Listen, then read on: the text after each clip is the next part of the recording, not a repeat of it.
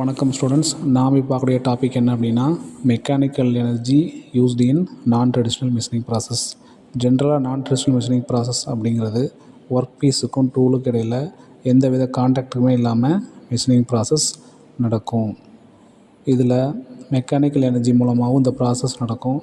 அதுபோக thermal energy, electrical energy, chemical energy, electro chemical energy மூலமாகவும் இந்த மிஷினிங் ப்ராசஸ் நடக்கும்.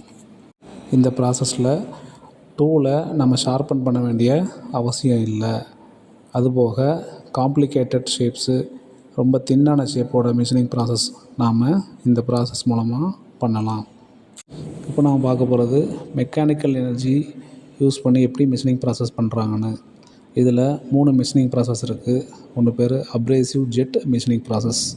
இந்த ப்ராசஸில் ஹை வெலாசிட்டி ஆஃப் வாட்டர் கூட அப்ரேசிவ் பார்ட்டிகிள்ஸை மிக்ஸ் பண்ணி ஒர்க் பீஸில் செலுத்துவாங்க. இந்த அப்ரேசிவ் பார்ட்டிகிள்ஸ் ஒர்க் பீஸில் மோதும்போது அதில் உள்ள சர்ஃபேஸில் உள்ள மெட்டீரியல் ரிமூவ் ஆகும். இந்த ப்ராசஸ் தான் என்ன அப்படின்னா abrasive jet machining process.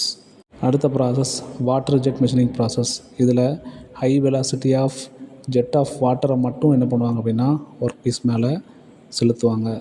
So இப்போ அதோட சர்ஃபேஸில் உள்ள மெட்டீரியல் ரிமூவ் ஆகும்.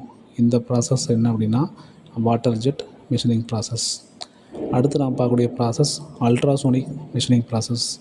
இங்கே அல்ட்ராசோனிக் வேவ்ஸை ஜென்ரேட் பண்ணி அந்த வைப்ரேஷன் மூலமாக மெட்டீரியலை ரிமூவ் பண்ணுவாங்க. இந்த மெத்தேடு என்ன அப்படின்னா அல்ட்ராசோனிக் மிஷினிங் ப்ராசஸ். இந்த 3 மிஷினிங் ப்ராசஸ்லேயுமே மெக்கானிக்கல் எனர்ஜி மூலமாக ஒர்க் பீஸில் இருந்து மெட்டீரியல் ரிமூவ் ஆகுது. தேங்க்யூ.